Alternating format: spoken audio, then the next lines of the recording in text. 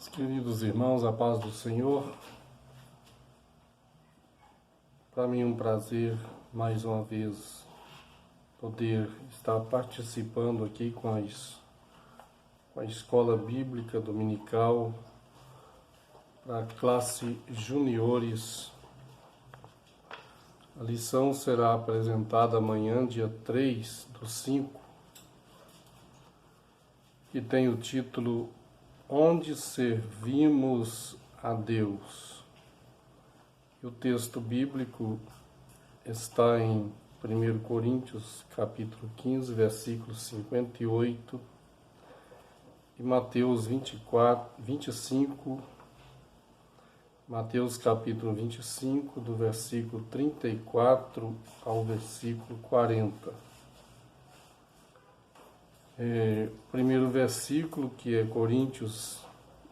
Coríntios 15, 58, diz: Portanto, meus amados irmãos, sede firmes e constantes, sempre abundantes na obra do Senhor, sabendo que o vosso trabalho não é em vão no Senhor. E vou ler apenas um dos primeiros versículos do Mateus capítulo 25, o versículo 34. Então dirá o rei aos que estiverem à sua direita: Vinde, benditos de meu Pai, possuir o reino que vos está preparado desde a fundação do mundo. E segue as palavras com base: porque estive com fome, com sede, estrangeiro e nu, enfermo, e vocês me socorreram. E depois vem as perguntas neste texto, quando os que estão à direita dirão, perguntando: quando foi que te socorremos? E depois os da esquerda também perguntarão: quando foi que não te socorremos? Fiz aqui um resumo na leitura. Aqui, seguindo esta página, o comentarista, dialogando com o professor, ele diz: prezado professor, sabemos que perfeição só encontramos em Jesus, mas se você pudesse indicar um dos personagens bíblicos que se aproximou desse nível de integridade, quem você indicaria? Talvez você não concorde, mas podemos indicar o apóstolo Paulo. Que exemplo de servo fiel! Folheie mais uma vez as páginas das Escrituras Sagradas pelas epístolas escritas por ele, e você perceberá as palavras de sabedoria que o Espírito Santo concedeu a este servo para compartilhar com a sua igreja. Pois bem, meus amados irmãos, meus amados professores da classe juniores, a visão destes ensinos é um diálogo sobre como servir a Deus, e é apontado aqui o grande serviço de Paulo, e neste propósito de compreender sobre a vida de Paulo, fazendo esta consideração, na verdade, Paulo, em seus ensinamentos, ele deixa ser bastante transparente o seu amor pela grande obra de Deus, tornou-se um exemplo a ser seguido. Nós vemos que em Mateus, no capítulo 25, do versículo 34 ao versículo 40, a exposição do texto fala de como servir a Deus, que é um serviço olhando para a condição do meu próximo. Qual a situação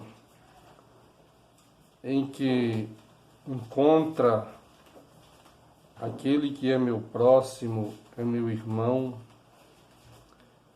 e especialmente os irmãos na fé em Cristo, que juntamente conosco estão servindo a Deus nas mesmas trajetórias e caminhada. Então Jesus coloca que naquele grande dia, no dia da grande chamada, vinde benditos de meu Pai, possuir por herança o reino que vos está preparado desde a fundação do mundo. Então aproximarão aqueles, os benditos, e serão colocados à sua direita.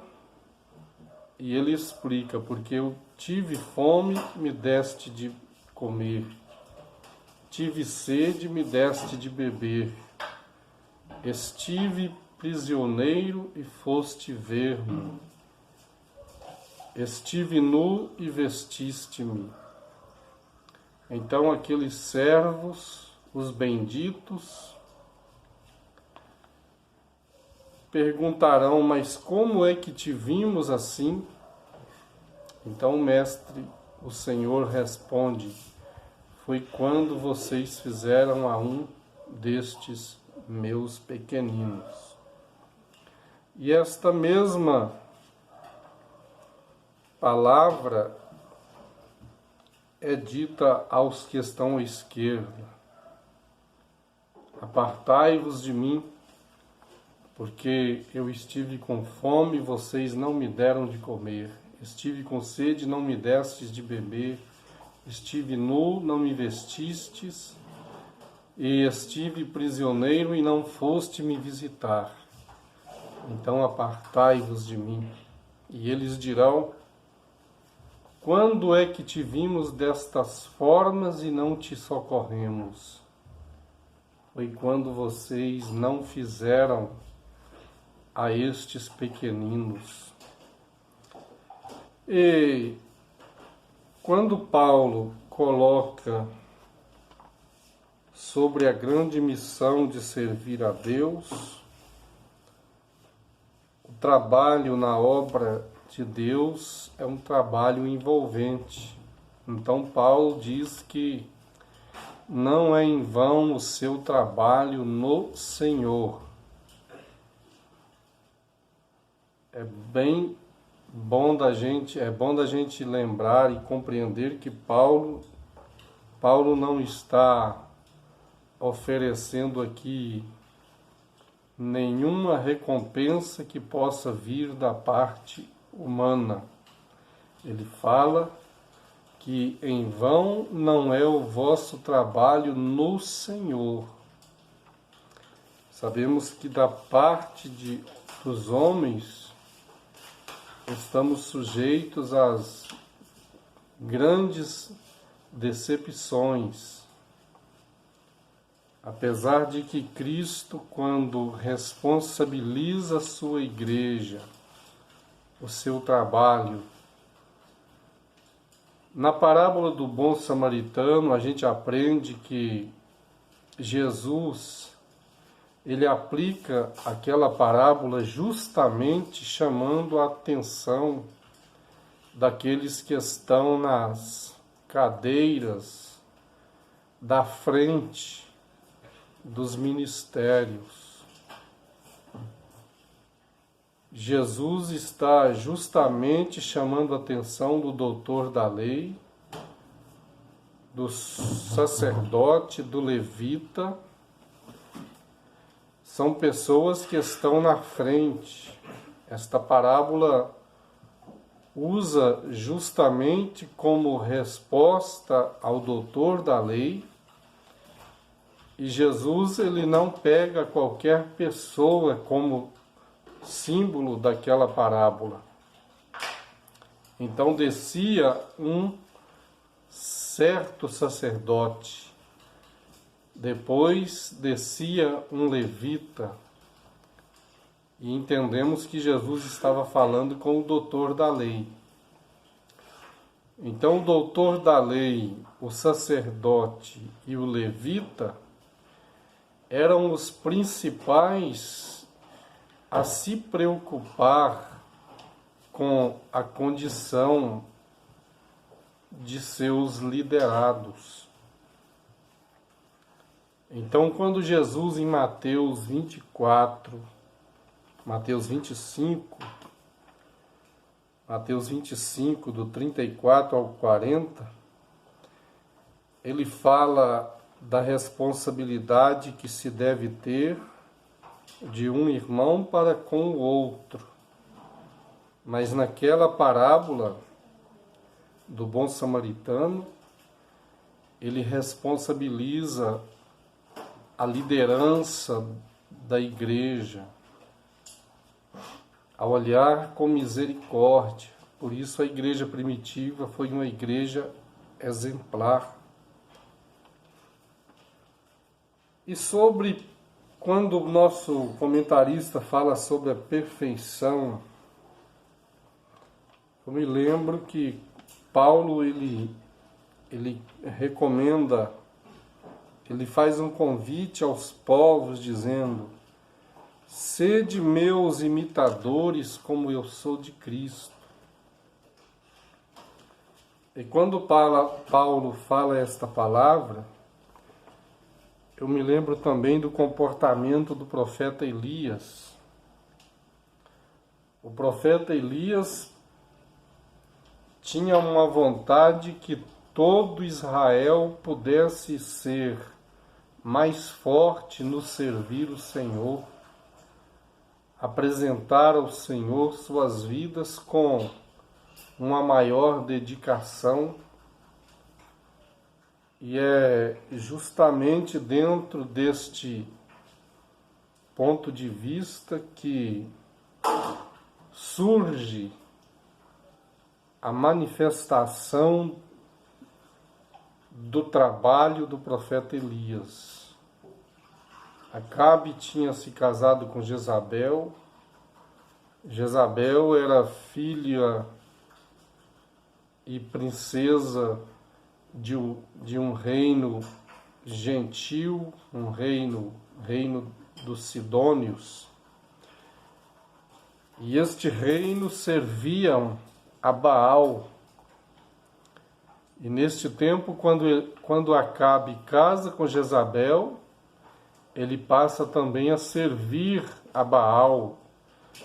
E ele vai até o templo de Baal e edifica lá um altar a Baal.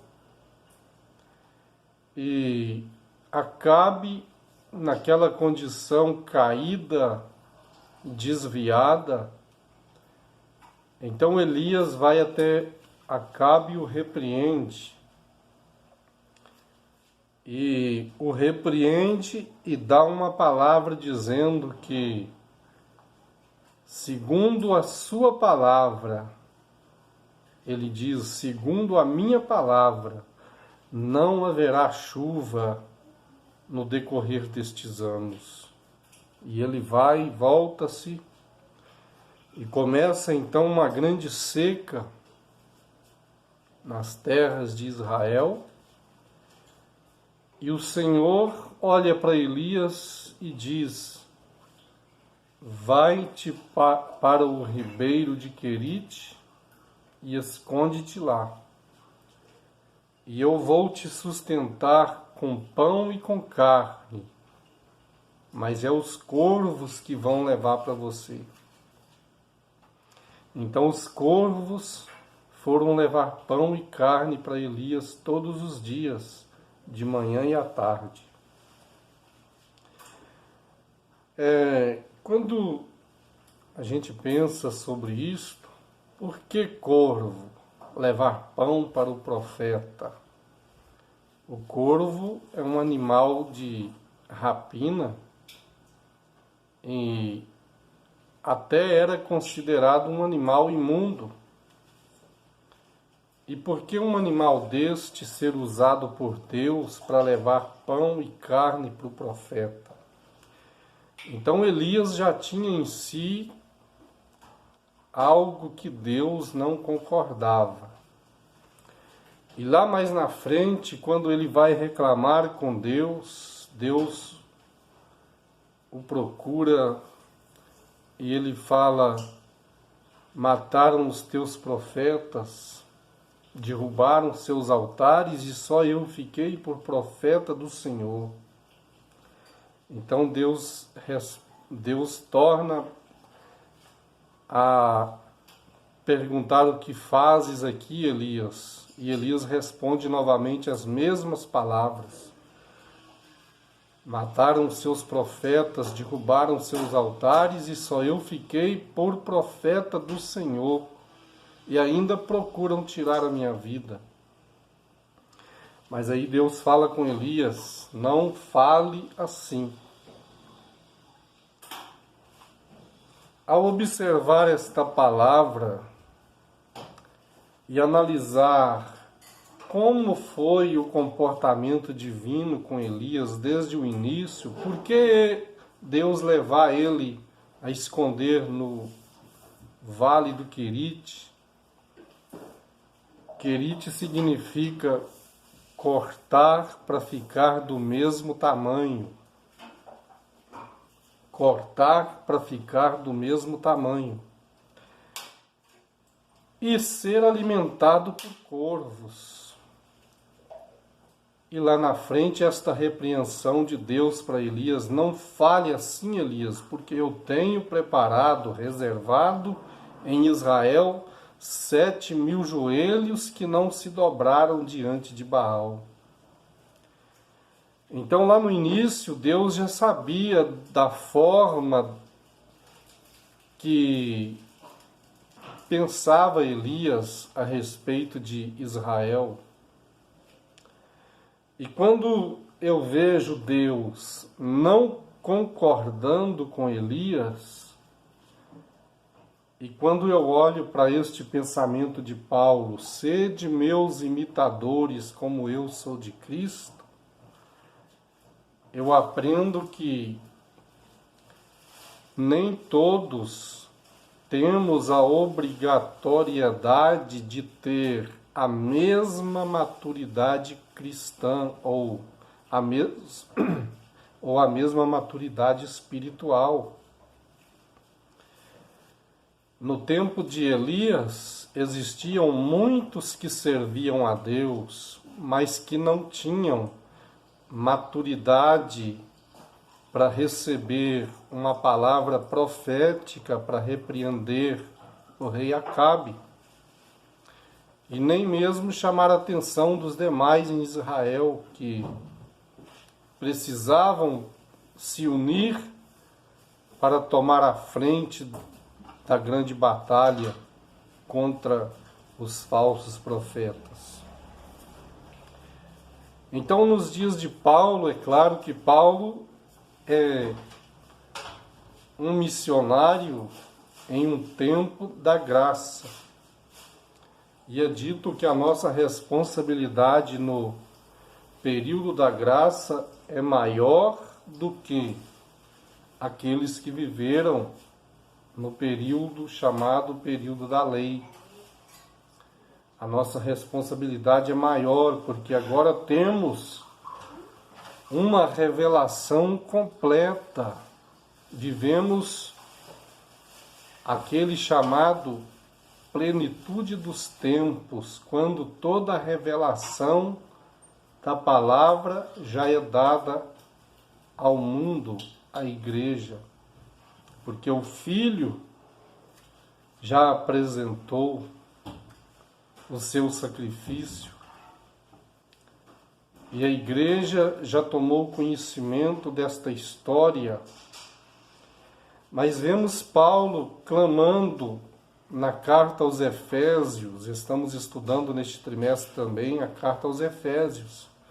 Paulo é um apóstolo que faz toda a diferença no decorrer de seu ministério, paralelo com os demais ministérios dos demais que operava no seu tempo, como Pedro e João e outros. Mas Paulo clamava que a revelação de Deus viesse a todos. E ele levava em suas cartas que todos deveriam preocupar em ter a iluminação divina, o esclarecimento das coisas ocultas até aquele tempo, mas que agora já estava revelado.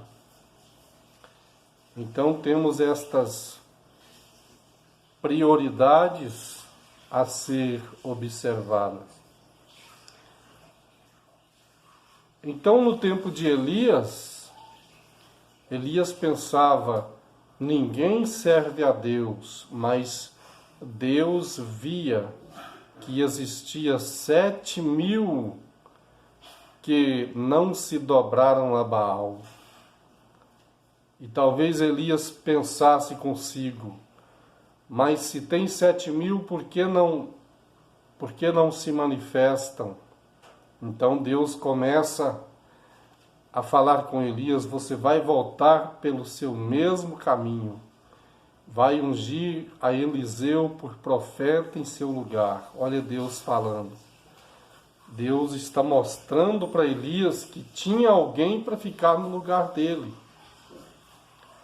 Unge Eliseu, filho de Zafate, por profeta em seu lugar. Azael, rei sobre a Síria. Jeú, rei sobre Israel. E aí Deus determina os grandes livramentos, porque o que escapasse da espada de Eliseu cairia na espada de Azael e na espada de Jeú. Então vemos que Deus verdadeiramente ele vê o trabalho de todo aquele que mesmo no anonimato faz a prestação de um serviço para o Senhor. E que Deus em Cristo Jesus continue abençoando a cada professor. Deixo aqui minha participação. Esta lição de número 5, com certeza, é uma lição maravilhosa para ser comentada e estudada com os nossos juniores. Deus abençoe a todos, em nome de Jesus.